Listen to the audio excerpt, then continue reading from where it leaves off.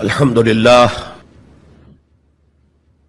للہ وکفى والصلاة والسلام على عباده الذین اصطفى خصوصا على افضلهم وخاتم النبیین محمد الامین وعلى آلہ وصحبہ اجمعین.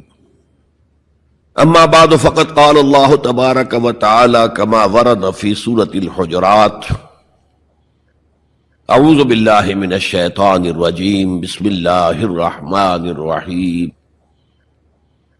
یا ایھا الناس انا خلقناکم من ذکر وانثی وجعلناکم شعوبا وقبائل لتعارفوا ان اکرمکم عند اللہ اتقاکم ان اللہ علیم خبیر. وقال تبارک وتعالی كما ورد فی سورة آل عمران: فاستجاب لهم ربهم انی لا اضیع عمل عامل منکم من ذکر او انثی بعضکم من بعض فالذین هاجروا واخرجوا من دیارهم وأوذوا فی سبیلی وقاتلوا وقتلوا لأکفرن عنهم سیئاتهم ولأدخلنهم جنات تجری من تحتها الانہار ثوابا من عند اللہ واللہ عنده حسن الثواب. صدق اللہ العظیم. وقال النبی صلی اللہ علیہ وسلم فی خطبته فی حجۃ الوداع: لا فضل لعربی علی عجمی ولا لعجمی علی عربی ولا لاسود علی احمر ولا لاحمر علی اسود الا بالتقوى كلكم بنو آدم وآدم من تراب او كما قال صلی اللہ علیہ وسلم. رب اشرح لي صدری ويسر لي امری واحلل عقدۃ من لسانی يفقهوا قولی. اللهم ربنا الہمنا رشدنا واعذنا من شرور انفسنا. اللهم ارنا الحق حقا وارزقنا اتباعه وارنا الباطل باطلا وارزقنا اجتنابه. آمین یا رب العالمین. معزز حاضرین اور محترم خواتین، السلام علیکم ورحمۃ اللہ وبرکاتہ. میری آج کی گفتگو کا عنوان اسلام کا معاشرتی اور سماجی نظام. اس ضمن میں سب سے پہلے اس نقطے پر غور کیجئے کہ انسان کی ایک زندگی تو انفرادی ہے اور زندگی کا ایک بہت بڑا حصہ اجتماعی ہے. جیسے جیسے تمدن ترقی کرتا گیا، اجتماعیت کا دائرہ پھیلتا گیا، انفرادیت کا دائرہ سمٹتا گیا. چنانچہ آج کو آپ کو معلوم ہے کہ کوئی ریاست ہے، اس کا دستور ہے، اس کا نظام ہے، تمام شہری اس میں جکڑے ہوئے. اور اب تو پوری دنیا جو ہے وہ ایک شہر کے مانند ہو گئی ہے، اور کہا جا رہا ہے کہ یہ گلوبل ولیج ہے، یہ تو ایک گاؤں کی شکل اختیار کر گیا. یہ جو انسان کا اجتماعی نظام ہے، اس کی 4 سطحیں ہیں. سب سے بنیادی سطح جو ہمیشہ سے ہے، چاہے انسان ابھی غاروں میں رہتا ہو، ابھی کوئی اور اجتماعی نظام کی شکل نہیں تھی، لیکن عائلی نظام، مرد اور عورت کا رشتہ، ان کے درمیان ازدواج اور اس سے اولاد کا پھیلنا، یہ اجتماعیت کی پہلی شکل ہے، جس سے کہ خاندان وجود میں آتے ہیں. اس سے ذرا اوپر چلیے تو خاندانوں کے مجموعے کا نام معاشرہ ہے، سوسائٹی ہے. ایک پہلو پھر اسی اجتماعی نظام کا معاشی نظام ہے. کمائی کے کیا ذریعے صحیح ہیں، کیا غلط ہیں، دولت کا کیا استعمال صحیح ہے، کیا غلط ہے. اور سب سے اوپر سیاسی نظام ہے.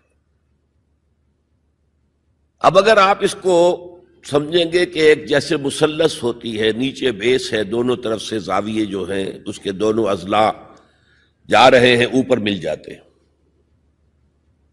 تو سب سے بڑا جو انسان کی زندگی کا اجتماعی حصہ ہے وہ عائلی نظام ہے، پھر معاشرتی نظام ہے، پھر اس سے کمتر حیثیت معاشی نظام، سب سے کم ترین سیاسی نظام۔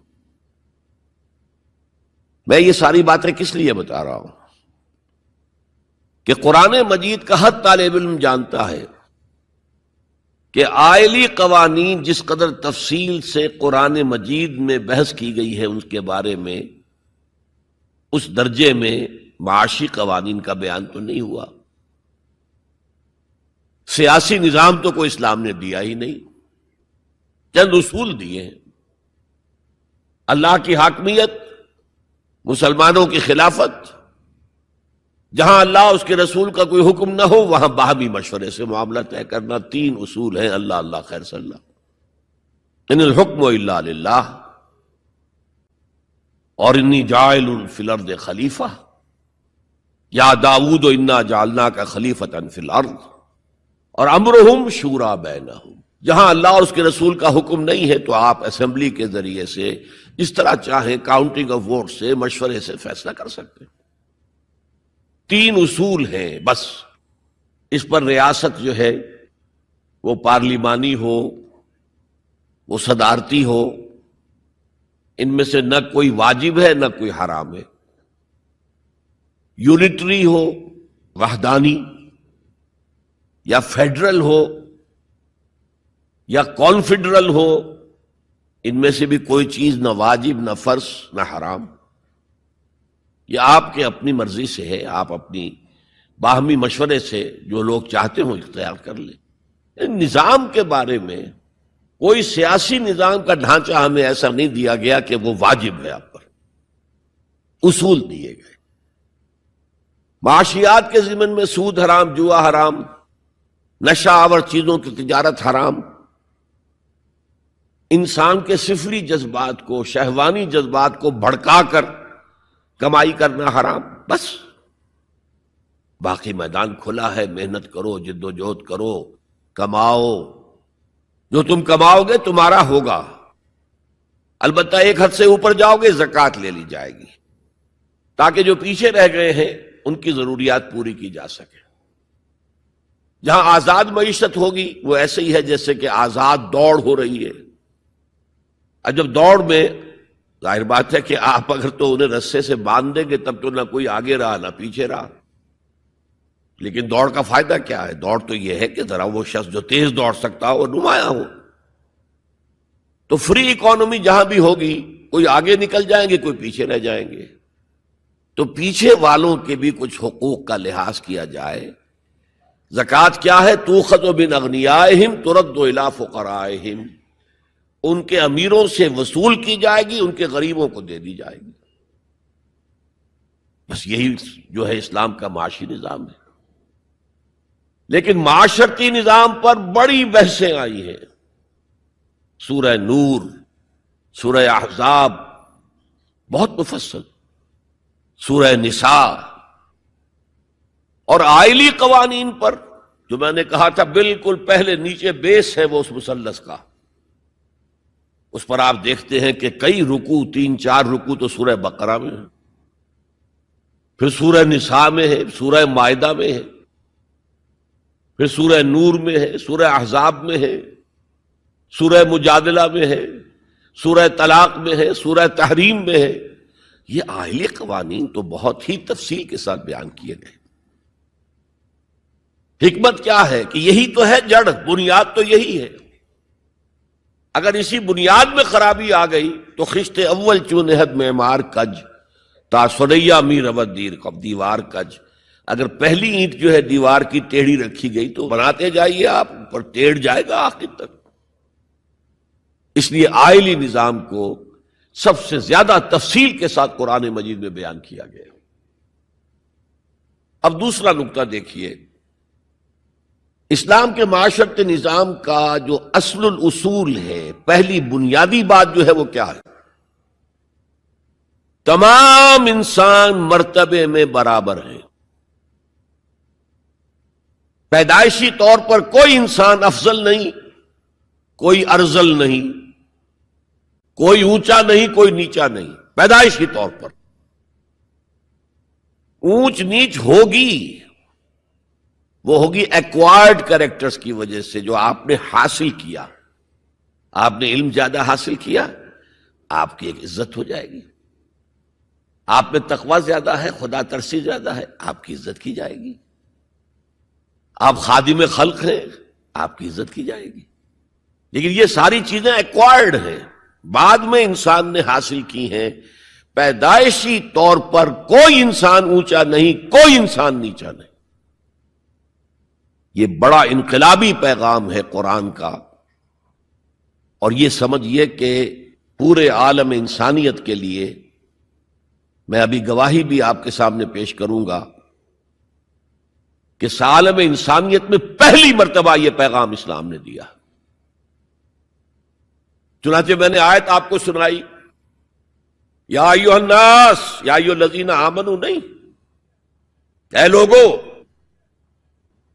انا خلقناکم، ہم نے ہی تم سب کو پیدا کیا، وجعلناکم شعوبا وقبائل، اور تمہیں قوموں میں اور قبیلوں میں تقسیم کر دیا۔ تمہاری رنگتیں مختلف ہیں، تمہارے ناک نقشے مختلف ہیں، تمہاری بولیاں مختلف ہیں۔ جعلناکم شعوبا وقبائل لتعارفوا، یہ صرف تعارف کے لیے ہے، یہ کوئی معیار نہیں ہے کہ یہ بلند ہے وہ کم ہے، فلاں نسل جو ہے اونچی ہے، فلاں نسل نیچی ہے، گورے جو ہیں اونچے ہیں اور کالے جو ہیں نیچے ہیں، یا مرد اونچے ہیں اور عورتیں نیچی ہیں۔ پیدائشی طور پر تمام انسان بالکل مساوی۔ اس اصول پر ہم نے بھی زیادہ غور نہیں کیا ہے۔ آپ جس معاشرے میں ہیں، یہاں پیدائشی طور پر برہمن اونچا ہے، شودر تو نیچا ہے۔ ویسے کوشش ہو رہی ہے، معاشرتی سطح پر کوشش ہو رہی ہے، قانونی سطح پر کوشش ہو رہی ہے کہ ان تصورات کو ختم کیا جائے۔ چنانچہ سب سے بڑھ کر یہ کوششیں امریکن سوسائٹی میں ہوئی ہیں۔ Any discrimination on the basis of the color of the skin is a crime۔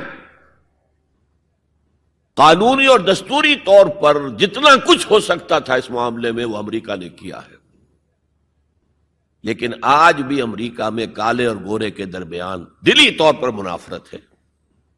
دلوں کو تو قانون نہیں بدل سکتا، قانون تو آپ کے ظاہر پر حکمرانی کر سکتا ہے، اور میں سمجھتا ہوں کہ یہ کریڈٹ دیا جانا چاہیے، انہوں نے غلامی کے خاتمے کے لیے جنگ لڑی اور ان کے ہاں ڈسکریمنیشن بالکل ختم ہے، قانوناً بہت بڑا جرم ہے۔ پھر بھی حالات کیا ہیں؟ اگر کسی گوروں کی آبادی میں کوئی کالا افرو امریکن آ کر مکان خرید لیتا ہے تو اس آبادی میں جائیداد کی قیمت ایک دم گر جاتی ہے۔ اب وہ سارے گورے وہاں سے بیچ کے اپنے گھر باہر جا کے ٹاؤن شپس علیحدہ آباد کر لیتے ہیں، ان کے ساتھ رہنے کو تیار نہیں ہے۔ کون سا قانون روکے گا انہیں اس سے کہ آپ اپنا مکان نہیں بیچ سکتے، آپ کو یہیں رہنا پڑے گا؟ یہ تو کوئی بات نہ ہوئی۔ چنانچہ جو حضرات امریکہ آتے جاتے رہتے ہیں ان کے علم میں ہے کہ ہر بڑے شہر کا جو ڈاؤن ٹاؤن ہے وہ افرو امریکنز کے قبضے میں ہے۔ بالٹیمور میں چلے جائیے، واشنگٹن میں چلے جائیے، لاس اینجلس میں چلے جائیے، جہاں جائیں گے ڈاؤن ٹاؤن وہ افرو امریکنز کانوں کے قبضے میں ہے، اور سب لوگ باہر نکل کے انہوں نے اپنی بستیاں بسا لی ہیں گوروں نے۔ تو یہ صورتحال، اس میں قرآن مجید کہتا ہے کہ دیکھو لوگوں، تم میں کوئی بنیادی طور پر، پیدائشی طور پر، رنگت کی وجہ سے، نسل کی وجہ سے کوئی نہ افضل ہے نہ مفضول ہے، نہ کوئی اعلیٰ ہے نہ ادنا ہے، کلکم۔ اور اس پر میں نے جو پیش کی ہے گواہی مزید حضور کی حجۃ الوداع کے خطبے سے، لا فضل لعربی علی عجمی ولا لعجمی علی عربی ولا لاسود علی احمر ولا لاحمر علی اسود الا بالتقوی کلکم بنو آدم وآدم من تراب۔ کسی عرب کو کسی اجمی پر کوئی فضیلت حاصل نہیں، حالانکہ عربوں کی گھٹی میں پڑا ہوا تھا کہ ہم بہت افضل ہیں، نطق تو ہمارے پاس ہے، بات ہم کر سکتے ہیں، خطیب ہمارے ہیں، باقی دنیا تو عجمی ہے، گونگے ہیں یہ لوگ۔ عجم کے معنی کیا؟ گونگے ہیں۔ حضور نے کہا لا فضل لعربی علی عجمی ولا لعجمی علی عربی، عجمی کو بھی، کسی عجمی کو کسی عربی پر کوئی فضیلت نہیں، ولا لأحمر علی اسود، کسی سرخ روح کو، سفید اور سرخ رنگت والے کو کسی سیاہ فام کے اوپر کوئی فضیلت نہیں، نہ کسی سیاہ فام کو کسی گورے پر کوئی فضیلت ہے۔ میں نے شروع میں جب میں حدیث پڑھتا تھا تو میں حیران ہوتا تھا کہ کیا کوئی کالے بھی یہ سمجھتے ہیں کہ ہم گوروں سے افضل ہیں؟ امریکہ میں جا کے بھید کھلا، وہ تو کہتے ہیں ہم مکمل انسان ہیں، یہ تو کچے ہیں، پکے ہوئے ہی نہیں ابھی۔ مذاق اڑاتے ہیں، ان کے ہاں جو ہے سفید چمڑی والوں کا شدید مذاق اڑتا ہے۔ تو حضور نے تو کہا تھا 1400 برس پہلے لولا لفضل لاسود علی احمر ولا لاحمر علی اسود، کسی گورے کو کسی کالے پر، کسی کالے کو کسی گورے پر کوئی فضیلت نہیں۔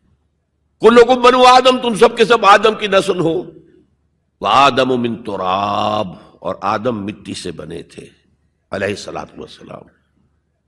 یہ جو نقطہ میں اتنے اہتمام سے بیان کر رہا ہوں، اس کے لیے میں گواہی اب دے رہا ہوں ایچ جی ویلز کی، نام سنا ہوگا آپ نے۔ وہ زیادہ مشہور تو ہے سائنٹیفک فکشن کے معاملے میں، اس نے اپنے زمانے میں ایسی کہانیاں لکھی، ایسے افسانے لکھے جو آنے والے دور میں سائنس کے جب کہ عروج ہونے والا تھا تو واقعات کے طور پر سامنے آنے والے تھے۔ سائنٹیفک فکشن، کہانیاں لکھنا، افسانے لکھنا سائنسی بنیادوں پر۔ لیکن تاریخ عالم پر بھی ان کی 2 کتابیں اس شخص کی جو ہیں وہ بہت ہی عمدہ ہیں، اس میں کوئی شک نہیں۔ A short history of the world, اور دوسری ہے a concise history of the world. Concise history of the world میں پہلے میں یہ بیان کر دوں کہ اس نے حضور پر بڑے کیچڑ اچھالا ہے۔ شاطم رسول جیسے آج رشدی ہے، یا بنگالی جو ہے تسلیمہ نسرین ہے، یا ایک اور بھی اٹھ کر آ گئی ہے اب، جس طرح وہ کیچڑ اچھالتے ہیں، جس طرح وہ حملے کرتے ہیں، رقیق حملے کرتے ہیں، ایسے ہی ایچ جی ویلز نے بھی کیے ہیں۔ یہ میں کس لیے بتا رہا ہوں؟ تاکہ یہ بات جو ہے واضح ہو جائے کہ وہ عقیدت مند نہیں ہے، حضور کا دشمن ہے۔ اور عربی کی ایک کہاوت یہ ہے کہ الفضل ما شہدت بہ الاعداء، دوست اور عقیدت مند تو تعریف کریں گے، کیا کسی مسلمان کے لیے ممکن ہے کہ حضور کی تعریف نہ کرے؟ بلکہ وہ نعتیں پڑھتے ہوئے غلوف بھی کر جائیں گے، کہیں سے کہیں پہنچا دیں گے۔ ہاں اگر دشمن تعریف کرے تو وہ بات ہے کہ جو قابل غور ہے۔ میں نے اس لیے اسٹیبلش کیا دشمن ہے، دوست نہیں ہے، عقیدت مند نہیں ہے۔ لیکن جو چیپٹر اس کا ہے حضور کی زندگی پر، اس کے آخر میں آ کر خطبہ حجۃ الوداع کا یہ حوالہ اس نے دیا، لا فضل لعربی علی عجمی ولا لعجمی علی عربی ولا لاسود علی احمر ولا لاحمر علی اسود الا بالتقوی۔ اور اس کے بعد جو اس کا ری ایکشن ہے، اس پر جو تبصرہ تھا کہہ رہا ہوں، اس کی وجہ بتا دوں گا بعد میں۔ معلوم ہوتا ہے گھٹنے ٹیک کر کوئی شخص جو ہے اور سر جھکا کر خراج عقیدت پیش کر رہا ہے۔ ایگزیکٹ الفاظ یہ تھے اس کے، although the sermons of human equality, fraternity and freedom were said before also, and we find a lot of such sermons in Jesus of Nazareth, but it must be accepted that it was Muhammad sallallahu alayhi wasallam who for the first time in human history established a society based on these principles، کہ اگرچہ انسانی مساوات، اخوت اور حریت کے واس تو پہلے بھی بہت کہے گئے تھے، بہت کہے گئے تھے، بہت کہے گئے تھے، اب عیسائی ہونے کے باوجود کہتا ہے کہ مسیح ناصری، جیزس آف نازرت، حضرت عیسیٰ علیہ السلام کے ہاں بھی واس تو بہت ہے، لیکن ان اصولوں پر کوئی معاشرہ وہ قائم نہیں کر سکے۔ تاریخ انسانی میں پہلی شخصیت محمد کی ہے صلی اللہ علیہ وسلم، جس نے کہ ان اصولوں پر معاشرہ بالفعل قائم کر کے دکھایا۔ اچھا، اب آئیے اس کی اہمیت پر۔ اہمیت یہ ہے کہ آج جیسا کہ میں نے کہا تھا کہ دنیا سکڑتی جا رہی ہے، فاصلے تو کوئی ہے ہی نہیں، اب کوئی معنی ہی نہیں۔ جیسے حدیث میں آیا تھا کہ دجال بات کرے گا ساری دنیا میں سنی جائے گی، آج کوئی دجال صاحب جو ہے واشنگٹن سے تقریر کرتے ہیں اور پوری دنیا میں سنی جاتی ہے۔ اب جو یہ دنیا چھوٹی ہو رہی ہے تو اس کا ایک منطقی تقاضا یہ ہے، یہ جو نیو ورلڈ آرڈر کی بات ہے یہ منطقی ہے۔ کوئی ایک عالمی ریاست ہونی چاہیے۔ اب یہ چھوٹی چھوٹی ریاستیں، نیشن سٹیٹس وغیرہ، یہ تو لڑتی بھڑتی رہیں گی، اس نے اس کے اوپر چڑھائی کر دی، اس نے اس پر چڑھائی کر دی۔ تو ایک کوئی عالمی ریاست، گلوبل سٹیٹ قائم ہونی چاہیے، لیکن اس کے لیے بنیاد کہاں سے لائیں؟ انسانوں کو جوڑیں کیسے؟ وہ تو نسل کی بنیاد پر جو ہے کٹے ہوئے ہیں، رنگت کی بنیاد پر ان کے دلوں کے درمیان جو ہے بودھ ہے۔ انسانیت کو ایک کرنے والی یا ایک ڈوری میں پرونے والی شے کون سی ہے؟ کون سی ڈوری ہے؟ دیکھیے، انہی حالات کا تقاضا تھا، لیگ آف نیشنز قائم ہوئی تھی، لیکن چونکہ سارے فاصلے جو ہے خارج میں کم ہوئے ہیں، دلوں کے فاصلے جو کہ تو برقرار ہیں، ناکام ہو گئی، ختم ہو گئی۔ اقبال نے اس کی موت کی پیشن گوئی کی تھی، بیچاری کئی روز سے دم توڑ رہی ہے، ڈر ہے خبر بد نہ میرے منہ سے نکل جائے، تقدیر تو مبرم نظر آتی ہے وہ، لیکن پیران کلیسا کی دعا ہے کہ یہ ٹل جائے، کسی طرح لیگ آف نیشنز باقی رہ جائے۔ ختم ہو گئی، اب یونائٹڈ نیشنز ہے، بالفعل ختم ہو چکی، سپر پاورز کے مفادات کے تحت۔ اور اب تو وہ سپر پاورز بھی دو نہیں رہی، سپریم پاور جو ہے وہ یونائٹڈ نیشنز کی اکثریت روکنا چاہے وہ نہیں رکتی۔ عراق پر حملے کے معاملے میں کون ساتھ تھا ان کے؟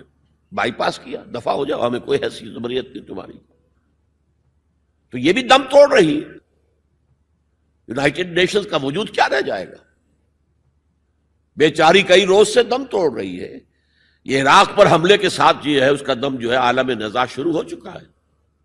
ڈر ہے خبر بد نہ میرے منہ سے نکل جائے، تقدیر تو مبرم نظر آتی ہے، تو اٹل نظر آتا ہے کہ یہ فیل ہو جائے گا، ادارہ ختم ہو جائے گا۔ پیران کلیسا کی دعا ہے کہ یہ ٹل جائے، وہاں دعائیں ہو رہی ہیں کہ ابھی یہ برقرار رہے۔ اس پس منظر میں قرآن دو بنیادیں دیتا ہے کہ جو تمام انسانوں کو جوڑنے والی ہیں۔ ایک وحدت الہ، وحدت خالق، تم سب کا خالق ایک ہی ہے، اللہ۔ اب ایوولوشن کی تھیوری ماننے والے کیسے مانیں گے کہ کوئی ایک اللہ ہے، کوئی ایک خالق ہے؟ تو نہیں مان سکتے۔ نمبر دو، تم سب ایک ہی جوڑے کی اولاد ہو۔ یا ایھا الناس انا خلقناکم، اے تمام انسانوں ہم نے تم سب کو پیدا کیا۔ وحدت خالق، وحدت الہ، اس پر سب جڑ جائیں گے آپس میں، ہندی ہو، چینی ہو، پاکستانی ہو، ایرانی ہو، امریکی ہو، کالے ہو، گورے ہو، پیلے ہو، سب اللہ کی مخلوق۔ اگر دل میں اللہ پر یقین ہے تو یہ پھر سارے جو فرق ہیں ایویپوریٹ ہو جائیں گے۔ ایک کالے حبشی کو، جس کے گھنگریا والے بال تھے، ہونٹ موٹے موٹے تھے، شین ادا نہیں کر سکتا تھا، اشہدو نہیں کہہ سکتا تھا، اشہدو کہتا تھا، بلال۔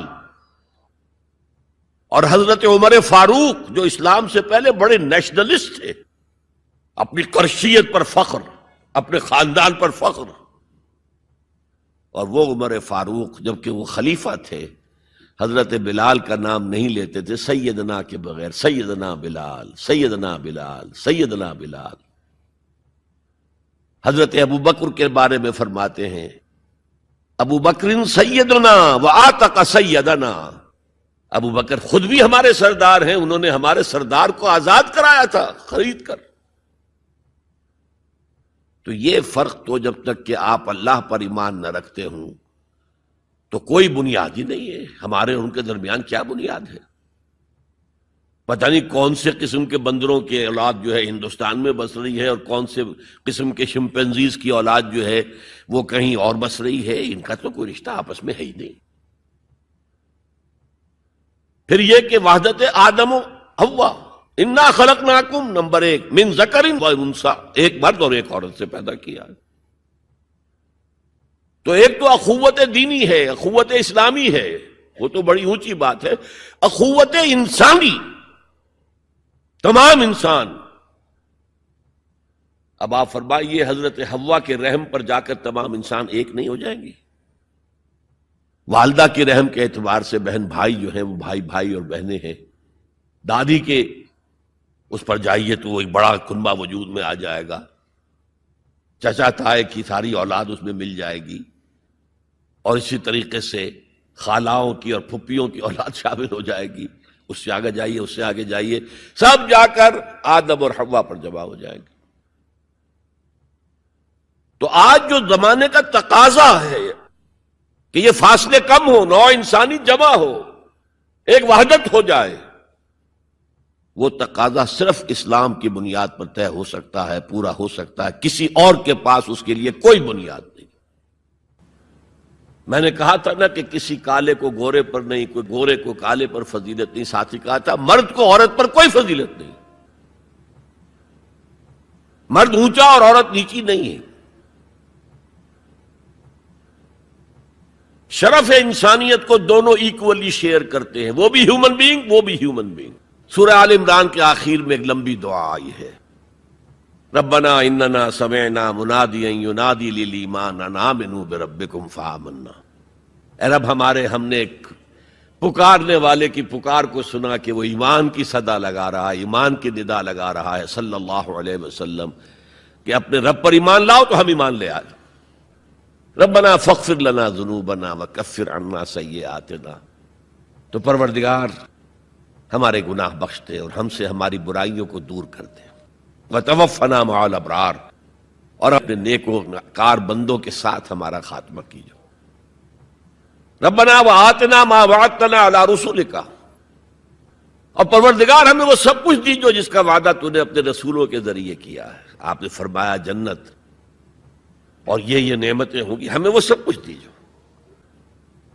انک لا تخلف المیعاد، تو اپنے وعدے سے ہٹنے والا نہیں ہے. ہمیں یہ اندیشہ نہیں ہے. اندیشہ ہے تو یہ کہ ہم ان وعدوں کا مصداق ثابت ہو سکے یا نہ ہو سکے. تو اپنے فضل کرم سے ان کا مصداق ہمیں بنا دے. اب اس کا جواب سنیے. فاستجاب لهم ربهم انی لا اضیع عمل عامل منکم. ان کے رب نے ان کی دعا کو قبول کیا اور فرمایا میں تم میں سے کسی عمل کرنے والے کے کسی عمل کو ضائع کرنے والا نہیں ہوں. من ذکر او انثی، خواہ وہ مرد ہو خواہ عورت. بعضکم من بعض، تم ایک دوسرے ہی میں سے ہو نا. ایک ہی باپ کے نطفے سے بیٹا بھی ہے بیٹی بھی ہے. ایک ہی ماں کے رحم میں پرورش پائی ہے بیٹے نے بھی بیٹی نے. تو اونچ نیچ کہاں سے آ جائے گی؟ کدھر سے آ جائے گی؟ بعضکم من بعض، ایک دوسرے میں سے ہو. فالذین ہاجروا، تو وہ لوگ جنہوں نے ہجرت کی. تو ہجرت صرف مردوں تو نہیں کی، عورتوں نے بھی کی. وَأُخْرِجُوا مِن دِيَارِهِمْ، جو اپنے گھروں سے نکالے گئے ان میں مرد بھی تھے عورتیں بھی تھیں. وَأُوذُوا فِي سَبِيلِي، اور جنہیں میری راہ میں ایذا پہنچائی گئی ان میں مرد بھی تھے عورتیں بھی تھیں. پہلے شہید ہونے والے 2 میاں بیوی، ایک جوڑا، حضرت یاسر رضی اللہ تعالی عنہ اور حضرت سمیہ ان کی اہلیہ رضی اللہ تعالی عنہ. شدید ترین ٹارچر کیا ابو جہل نے اور پھر شہید کر دیا. وقاتلوا وقتلوا، پھر انہوں نے قتال بھی کیا، اللہ کی راہ میں جنگ بھی کی اور قتل بھی ہوئے. تو ان تمام کاموں کے اندر مرد اور عورت شریک رہے. قتال سے میں نے عرض کیا تھا کہ فرضیت اس کی جو ہے وہ خواتین پر نہیں ہے. اس کے باوجود خواتین نے حصہ لیا، جاتی تھی، مرہم پٹی ان کے ذمے، آخر جنگ میں زخمی ہوں گے آئیں گے. کوئی مرد اس میں لگیں گے تو وہ ورکنگ جو ہماری طاقت ہے وہ کم ہوگی. پھر یہ کہ آخر خوراک کا بندوبست تو کرنا ہے، کھانے کا جو ہے راشن کا وہ کرتے تھے. تو یہ سب کے سب برابر کے شریک ہیں. سنیے دوبارہ الفاظ، فاستجاب لهم ربهم انی لا اضیع عمل عامل منکم من ذکر او انثى بعضکم من بعض فالذین ہاجروا واخرجوا من دیارهم واوذوا فی سبیلی وقاتلوا وقتلوا لأکفرن عنہم سیئاتہم، میں لازماً دور کر دوں گا ان سے ان کی برائیوں کو، وَلَأُدْخِلَنَّهُمْ جَنَّاتٍ تَجْرِي مِن تَحْتِهَا الْأَنْهَارُ، اور انہیں لازماً داخل کروں گا ان باغات میں کہ جن کے دامن میں ندیاں بہتی ہوں گی. ثوابا من عند اللہ، یہ بدلہ ہوگا اللہ کے پاس سے. واللہ عندہ حسن الثواب، اور یقیناً بہترین بدلہ تو اللہ ہی کے پاس ہے.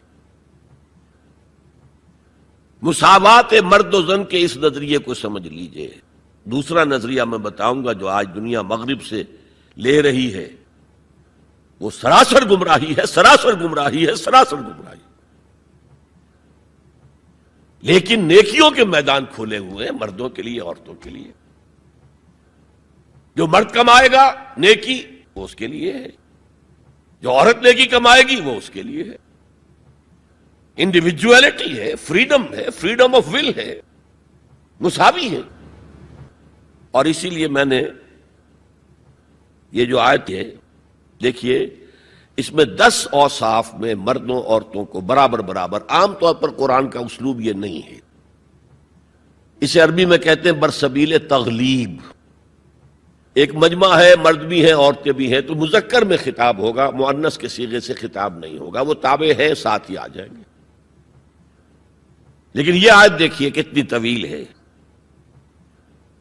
ان المسلمین والمسلمات، یقیناً فرما بردار مرد اور فرما بردار عورتیں، والمومنین والمومنات، اور صاحب ایمان مرد اور صاحب ایمان عورتیں، والقانتین والقانتات، اور فروتنی اختیار کرنے والے مرد اور فروختنی اختیار کرنے والی عورتیں، والصادقین والصادقات، اور سچ بولنے والے مرد اور سچ بولنے والی عورتیں، والصابرین والصابرات، اور صبر کرنے والے مرد اور صبر کرنے والی عورتیں، والخاشعین والخاشعات، اللہ کے سامنے جھکنے والے مرد اور جھکنے والی عورتیں، والمتصدقین والمتصدقات، صدقہ دینے والے مرد اور صدقہ دینے والی عورتیں، والصائمین والصائمات، اور روزہ رکھنے والے مرد اور روزہ رکھنے والی عورتیں، والحافظین فروجہم والحافظات، اور اپنی شرمگاہوں کی حفاظت کرنے والے مرد اور اپنی شرمگاہوں کی حفاظت کرنے والی عورتیں، والذاکرین اللہ کثیرا والذاکرات، اور کثرت سے اللہ کا ذکر کرنے والے مرد اور کثرت سے اللہ کا ذکر کرنے والی عورتیں. اعد اللہ لہم مغفرۃ واجرا عظیما، اللہ تعالیٰ نے ان سب کے لیے تیار کیا ہوا ہے. اعد اللہ لہم مغفرۃ، ایک تو مغفرت انہیں ملے گی اور اجر عظیم ملے گا. یہ ہے وہ تصور مساوات مرد و زن، کوئی اونچا نہیں کوئی نیچا نہیں. البتہ اب میں اگلے قدم پر آ رہا ہوں. ابھی تک تو افراد کی بات ہو رہی ہے، اب وہ ایک مرد اور ایک عورت شادی کرتے ہیں. یہاں آپ کو سمجھ لینا چاہیے اب وہ برابر نہیں رہے، اس لیے کہ گھر بنانا ہے، خاندان کی بنا ڈالنی ہے، ایک ادارہ ہے، انسٹیٹیوشن آف فیملی ہے، اور کسی انسٹیٹیوشن کے دو برابر کا اختیار رکھنے والے سربراہ نہیں ہو سکتے. آئی جی ایک ہوگا، ڈی آئی جی 4 ہوں، 5 ہوں، 6 ہوں. کوئی فرم ہے، مینیجنگ ڈائریکٹر ایک ہوگا، آپ 100 ڈائریکٹر رکھ لیں، مینیجنگ ڈائریکٹر 2 نہیں ہو سکتے، کوئی کاروبار چل ہی نہیں سکتا. تو گھر کا ادارہ تو برباد ہو جائے گا اگر آپ نے برابر کر دیا دونوں کے اختیارات کو. آج اس کا مزہ چکھ رہا ہے یورپ اور ویسٹ اور امریکہ. خاندانی نظام ٹوٹ گیا. آج وہ شادی کرتے ہی نہیں، مرد شادی نہیں کرتے. کیوں کریں؟ قانون آپ نے یہ بنا دیا ہے کہ آپ نے آج شادی کی اور 1 مہینے کے بعد آپ اپنی بیوی کو طلاق دیں تو اپنی پوری دولت کا نصف دینا پڑے گا اسے. وہ کہتے ہیں ہم نہیں کرتے یہ. لیکن عورت کی تو ضرورت ہے نا، مرد کی ضرورت عورت ہے، لیکن عورت کی ضرورت بھی تو ہے مرد. مرد کہتا ہے آؤ میرے ساتھ رہو، کھاؤ پیو، میں شادی نہیں کروں گا. وہ یہ کہتے ہیں وی آر لیونگ ٹوگیدر، بس we are not married, we are living together. بچے بھی ہو رہے ہیں. یہ کلنٹن کا 3-4 سال پہلے صدر تھا وہ، تو اس کا جو آیا تھا state of the union address, سال میں 1 دفعہ وہاں کا صدر دیتا ہے، پوری قوم کو خطاب کرتا ہے. اس میں اس نے کہا تھا کہ عنقریب ہماری امریکی قوم کی اکثریت حرام زادوں پر مشتمل ہوگی.